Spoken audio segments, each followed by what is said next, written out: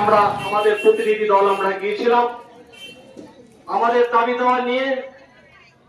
সেই দাবি দেওয়ার মধ্যে আমাদের প্রথমেই এসআইআর এবং যুক্তিসঙ্গত অসঙ্গতি যে ব্যাপারে যে শুনানি চলছে, কালীগঞ্জে 2,53,000 সামথিং ভোটার, সেই ভোটারের মধ্যে 3,000 জন আনম্যাপ ছিলেন।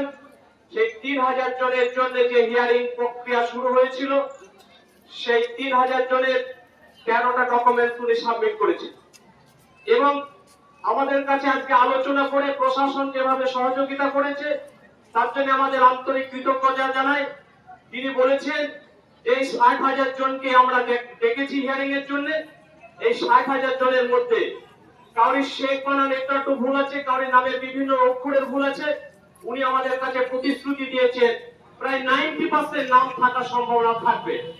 এ ব্যাপারে আপনাদের কোনো দ্বিমত থাকা উচিত নয়।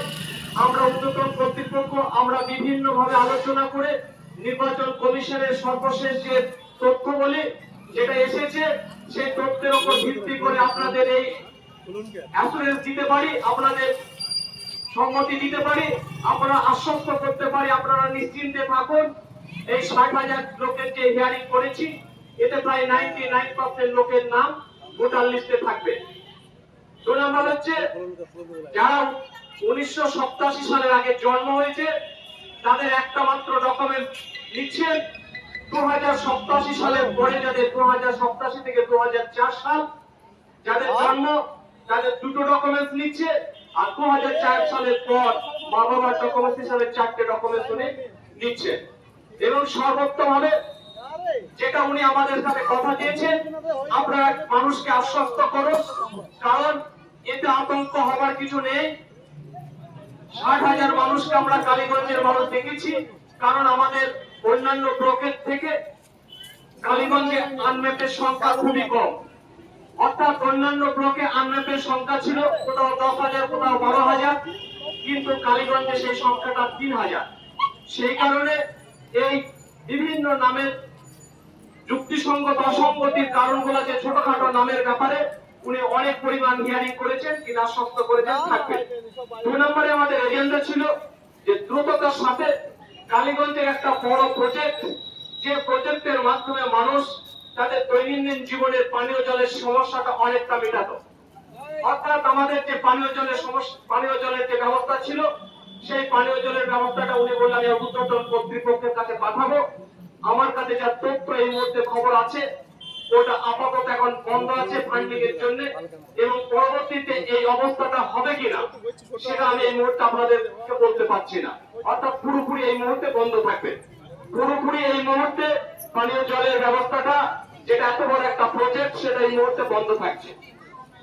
কালীগঞ্জের রাস্তা বেহালের রাস্তা, যে সমস্ত বেহাল রাস্তাগুলো আছে সেই রাস্তাগুলোকে উনি নিজে এই 3 মাস মতো উনি দায়িত্ব নিয়েছেন। কালীগঞ্জের এলাকায় এখন উনি সঠিকভাবে ঘুরতে পারেননি। সেই কারণে উনি বলেছেন আমি একটু ঘুরিনি, তবে যেটুকুই ঘুরেছি তাতে আমি দেখেছি কালীগঞ্জের বিভিন্ন রাস্তাঘাট খারাপ আছে। সেই খারাপগুলো যাতে দ্রুততার সাথে সেগুলো মীমাংসা করা যায় তার জন্য আসাচিয়া টু কালীগঞ্জ যে সংযোগ রাস্তা থানাতে অতি তাড়াতাড়ি যাওয়ার জন্য ওই রাস্তাটাকে সারানোর জন্য তিনি অগ্রাধিকার দিয়েছেন। পলাশী সুগার মিলের ব্যবস্থাটা একই। এই মুহূর্তে উনি বলেছেন আমি আমার ঊর্ধ্বতন কর্তৃপক্ষের কাছে আপনাদের সুপারিশপত্র আমি পাঠিয়ে দেব। এবং সর্বশেষ কালীগঞ্জের প্রতিটি গ্রামীণ হাসপাতালে সাধারণ মানুষের চিকিৎসা পরিষেবা উন্নতি করতে হবে এবং সর্বক্ষণের জন্য ডাক্তারি ব্যবস্থা করতে হবে।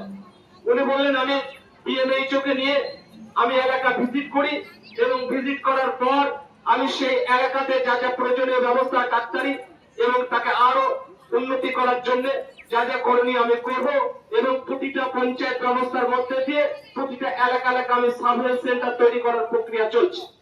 এই হচ্ছে আমাদের এই সমস্ত প্রতিশ্রুতিগুলো আমাদের দিয়েছে। এইগুলো আমাদের সম্মানে উনি সম্মতি জানিয়েছেন এবং যথেষ্ট সহযোগিতা করেছেন। আগামী দিনে আমাদের কালীগঞ্জ ব্লক কংগ্রেসের পক্ষ থেকে ওনাকে আমরা আশ্বস্ত করেছি আমরা কালীগঞ্জের ডেভেলপমেন্টের ক্ষেত্রে সংখ্যালঘু সেলের পক্ষ থেকে কালীগঞ্জের উন্নয়নের পক্ষে আপনাকে আমরা সর্বতভাবে সহযোগিতা করতে চাই।